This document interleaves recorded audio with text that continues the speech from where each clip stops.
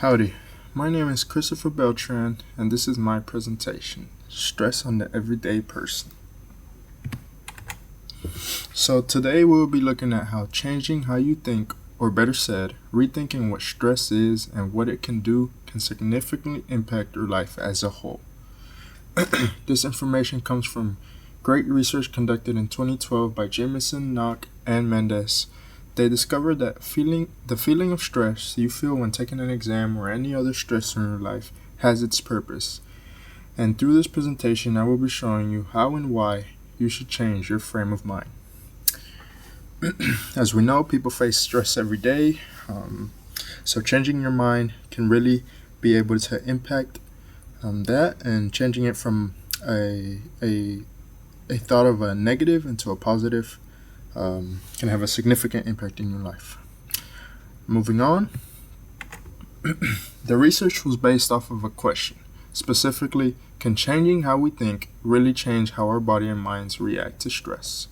What do you guys think? They looked at how the body reacted both cognitively and psychologically to 3 different situations. The stress benefits performance condition, the ignore stress condition, and the no instructions condition, which served as the control group.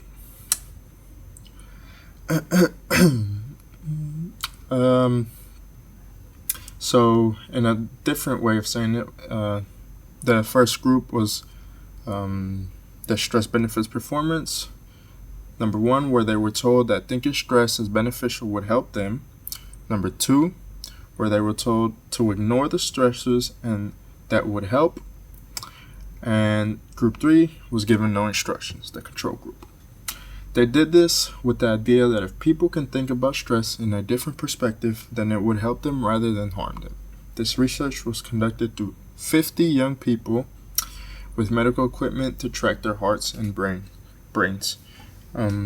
50 young people with a median age of around 21, 22, and just helping them be able to rethink, and they tested this through 3 different conditions using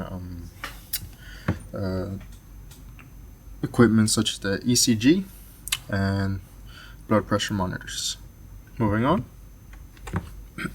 Now diving into the research, how the research took place through the 3 groups mentioned earlier. Reappraisal, ignore, and no interference. They were able to test different conditions. The reappraisal group was given an article to read that taught them how to rethink stress and how that can have benefits. The ignore group was taught through an article how ignoring stress can help to deal with stress. And the no interference was given no task, given a task, but no article, just to kill time.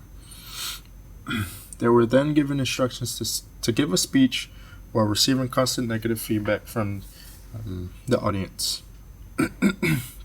After the study concluded, Jamieson and his colleagues were able to conclude that the reappraisal group was able to handle the stress better than the other groups. The reappraisal group showed lower total peripheral resistance, TPR, and cardiac output, CO. This study was able to demonstrate that through such a simple change as rethinking how we think about stress can have such a significant impact in how our body and minds respond to stressful situations. So, to answer the title question here, who wins the heartbeat race? The heart race would be won by the no instructions group because their heart is racing, and the rethink group, their heart rate was slower, more calm, you could say. Now moving on. Now, me being a college student, I tend to face many things that tend to stress me out, and a big one is exams. While taking exams, I would always get sweaty palms and a racing heart and would think, dang, this sucks. But in reality, these things are positives. We tend to look at these responses as negatives, but what if you try looking at them as positives for once?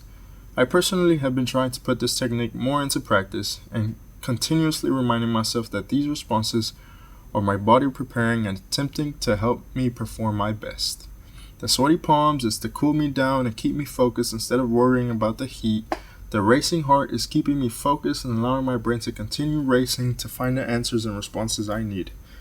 So let's try changing how we think and think beneficial, not hindrances. How can you change? Now moving on.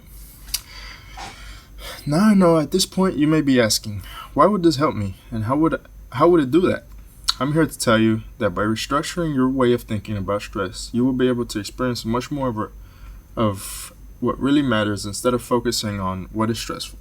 Through rethinking stress, you will gain much experience in how to deal with it, not only now, but along whatever path you are taking, and this ability will be necessary. Stress is undoubtedly going to be a factor in all of our lives, so why not know how to deal with it in a way that can benefit us in numerous ways? Moving on. My apologies. As we've seen all throughout this presentation, the research done by Jamieson and his colleagues is outstanding. The benefits of rethinking stress are far better than trying to ignore stress or just continuing to struggle with it. These benefits will go a long way through just allowing you to remain positive in situations that can seem unbearable. The reappraisal technique can bring many psychological benefits into your life, not only psychological but also cognitive. Life will continue to be stressful day in and day out, so why not make it a little easier on yourself by taking a step today to rethink the next stressful situation you face and seeing what change that can have. So, take a step today, see what the first stressful situation that happens. Try to think about it differently. Try to go about it a little differently and see how that may change. Thank you guys for watching my presentation.